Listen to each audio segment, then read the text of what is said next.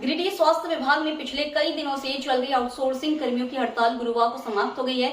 जेकेएलएम नेता नागेंद्र चंद्रवंशी, एजेंसी संचालक गौरव सिंह और अन्य प्रतिनिधियों की civil surgeon doctor SP Mishra के साथ वार्ता सफल रही, जिसके बाद कर्मियों ने अपना धरना समाप्त कर दिया। करीब 1 घंटे चली इस वार्ता में आउटसोर्सिंग एजेंसी के संचालक और जेकेएलएम नेताओं ने कर्मियों की 8 सूत्रीय मांगों को मानने पर सहमति जताई। सिविल सर्जन ने भी माना कि कर्मियों की अधिकांश मांगे वाजिब हैं और समाधान की योग्य है। जेकेएलएम नेता नागेंद्र चंद्रवंशी ने बताया कि वार्ता के बाद एजेंसी की ओर से लिखित आश्वासन देने की बात कही गई है।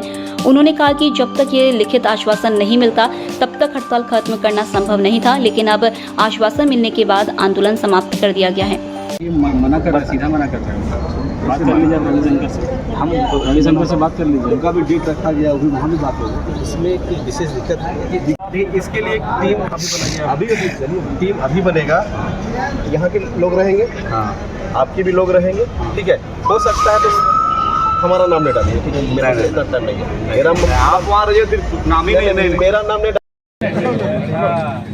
Civil surgeon doctor SP Mishra ने कहा कि कर्मियों की मांगे जायज थी, जिन पर सकारात्मक वार्ता हुई है। जो मांगे तुरंत पूरी की जा सकती थी उन्हें मान लिया गया, बाकी पर आवश्यक प्रक्रिया के तहत कार्रवाई की जाएगी।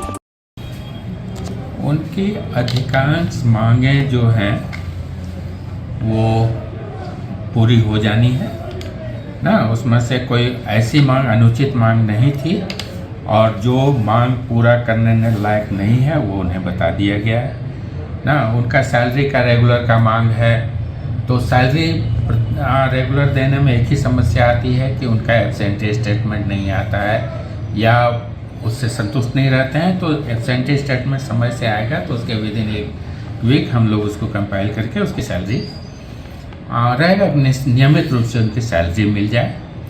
कुछ लोग जैसे बताया गया कि 19 लोगों का ईपीएफ नहीं बना हुआ है, नहीं बना हुआ है तो उसका कारण सहित वो दे दें कि क्यों नहीं, अगर किसी का बन सकता है तो बनवा दें, नहीं बन सकता है तो उसको स्पष्ट बोल दें कि इतने लोगों का ईपीएफ नहीं बनना है, ताकि ईपीएफ का मुद्दा फिर दोबारा आए ही नहीं। सभी को सूचित कर दिया जाएगा कि आपका ईपीएफ नहीं है, अगर आप बनवा सकते हैं तो बनवा लीजिए, चाहे आधार उसका अपडेट नहीं है, ये नहीं है, जो कि आसान काम है, करा सकता है। इसके अलावा कंप्यूटर ऑपरेटर की बात आई, जो इन लोगों का लगातार मांग रहता है, तो ऐसे भी एमएसडब्ल्यू जो कि रहता रखते हैं कि हम कंप्यूटर ऑपरेटर हो सकते हैं, तो वो एक सैंपल जांच दें, अपनी अर्हता सिद्ध करें और उनको हम कंप्यूटर ऑपरेटर में अपग्रेड कर देंगे। और ऐसे व्यक्ति जो कि जिनके पास सिर्फ प्रमाण पत्र है लेकिन जानकारी नहीं है, वैसे व्यक्ति को रखना उचित नहीं होगा। सैलरी आ रही है तो वही तो सैलरी स्लिप हुआ। सैलरी स्लिप का कुछ क्राइटेरिया है कि कितने सैलरी के बाद उसको स्लिप मिलना है। इसमें सर उसका वो सैलरी स्लिप का मतलब हुआ कि ये कटना है, उसका टीडीएस कटना है, कितना है। इन लोगों के साथ तो टीडीएस और इनकम टैक्स की बात है नहीं।